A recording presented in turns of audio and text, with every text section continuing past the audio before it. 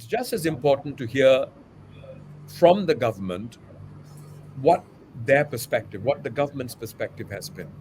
How successful do you think the government feels that they have helped the situation? What sort of handouts, what sort of support has been available, and what's in store for the future, right? These are some of the things we hope to hear, and I'm sure we are also eagerly waiting to hear from Jeffrey Siow, who's GM and COO of Enterprise SG. Not so much to put you in a spot, Jeffrey. That's not the intention, but to hear from you what might be some of the plans for the following year and the years to come. How we can work together. I don't think we really, looking at the entrepreneurs here, I don't think we are really looking for handouts, because handouts actually are not what true entrepreneurs look for. We look for support. We look at globalization. We look at how you can give us, how you can open doors for us, you know. And Enterprise SG, which is a merger of two very separate stat boards, right? I.e., Singapore, that looked at externalization of Singapore enterprises, that looked at trade very much, merged with Spring Singapore, which is the stat board, which was the stat board that looked after SMEs.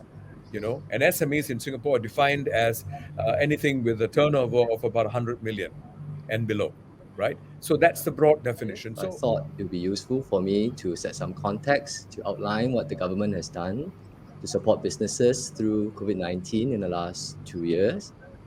And then what I would do is just to share some thoughts on what we expect going forward as we hopefully transit into a better situation with the pandemic. Well, as Vishwas said, COVID-19 has had a severe impact on businesses, not just in Singapore, but worldwide. In Singapore, the government has provided unprecedented support. We drew almost $100 billion from our government reserves to help businesses, first of all, deal with the initial shock. So the money went to things like working capital loans and bridging loans, which provided credit access for companies, and rental relief to help ease the cash flows in a difficult situation.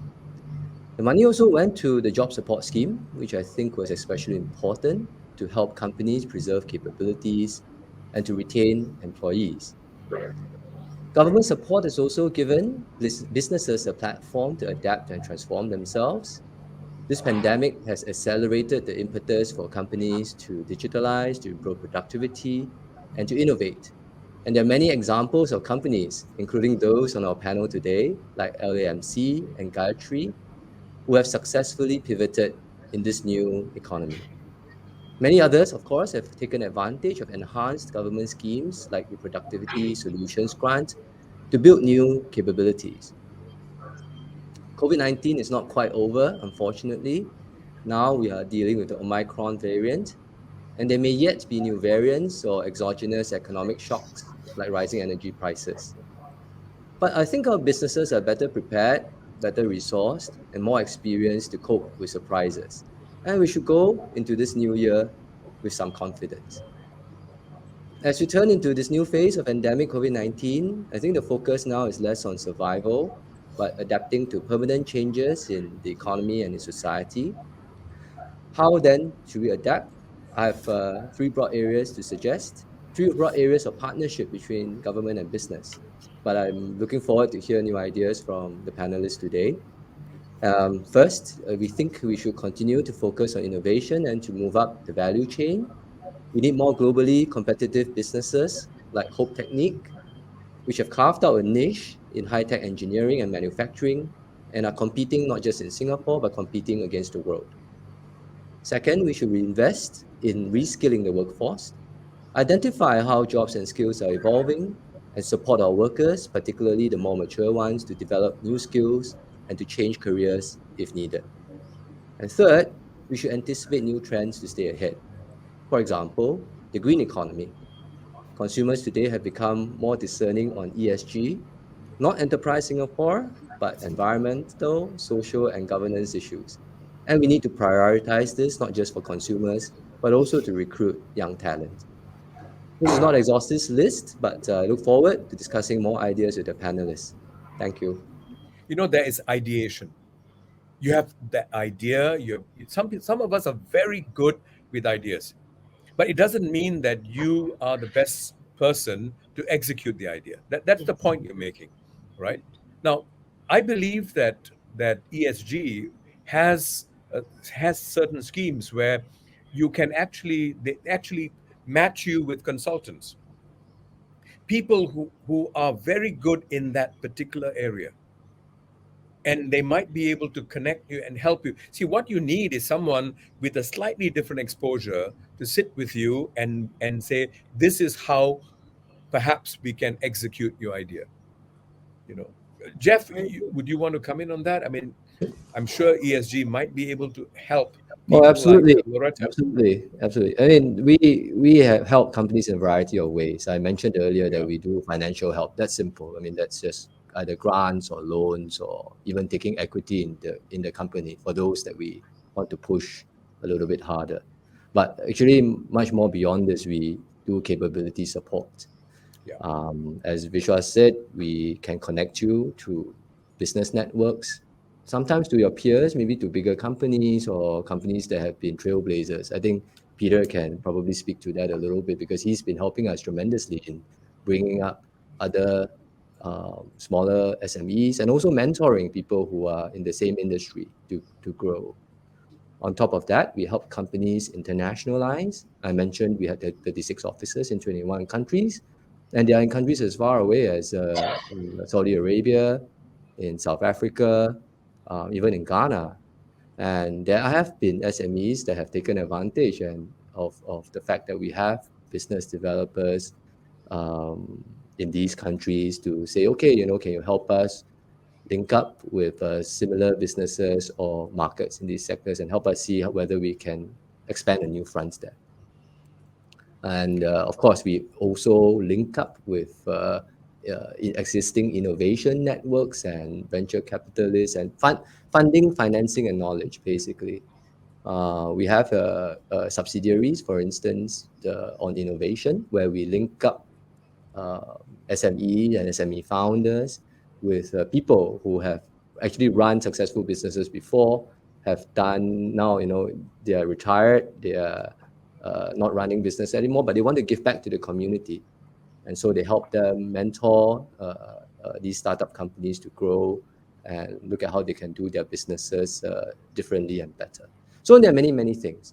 I think what we are happy to do, I mean, not just Loretta's case, but really with many other companies, what we would like to, of course, do is to help them actually build capability. That's more sustained. It's not just about giving money. Giving money is easy, but the more difficult thing is building new capabilities to transform, to to prepare ourselves for the period that will immediately follow COVID-19, so that we are able to emerge stronger and companies are able to attack the new economy with a better set of skills and capabilities.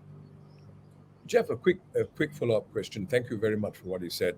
Two quick questions. One is, how would someone make the first approach to ESG? I mean, is there something? Can we do it online? Can we set up a meeting?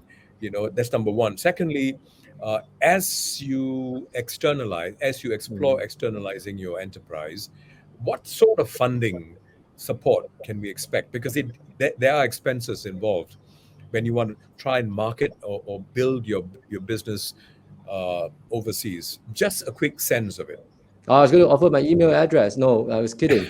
Um, well, Go ahead, do it. I will do that. Yeah, but actually, what happens is that Enterprise Singapore is structured along several industry clusters. So within our, say, lifestyle and consumer clusters, we are very much aware of what LMC is, what sort of company it is, how well it's been doing. I mean, we've been tracking it for a long time. In fact, we have officers who have engaged, I think, with some of Loretta's staff before on various ideas that they may have had. Sometimes they went through. I mean, we were able to engage on some follow-ups. Sometimes it doesn't happen because for various reasons. But we're happy to take that conversation further. What usually happens is the email is dropped to our industry teams, and then we just follow up and see what else we can do to help them. We get many of these queries every day, so it's not unknown process. Sometimes we can take that further as companies have specific, say, transformation plans or specific business plans. Sometimes they may need a certain catalyst, right? Whether it is through our existing business grant schemes, like for example the productivity solutions grant. If you have something that a software or a digitalization product you need that's already in our approved list of support, then it's very easy. You get the financial support very quickly. But if it's a bit more complicated than that, you need a customized solution. You need something, for example, maybe a specific machine equipment that requires it to be built and it's not sort of a ready-made. Then we can go into discussions. You put in a proposal under the enterprise development grant, and ESG can support you through that too. Right now, I think we support about 70% of most proposals that come in that we think will help the company grow or to develop a new capability. And many companies have taken advantage of that. Last year, I think 22,000 companies were awarded the grant. And of course, if you were a company that we know very, very well, that you have been very successful, like Peter, for example. Hope Technique is one of our what we call account managed companies. So we were very, very closely linked with them. We have an account manager that's dedicated to him. Whenever an issue, he will raise it to us. We try our best to solve problems for them. There's a myriad number of problems that could potentially come up, whether it's a understanding of overseas market, helping to open up an overseas market, whether it's to unlock some of the regulatory or export regulation issues that we may encounter from time to time. We help them.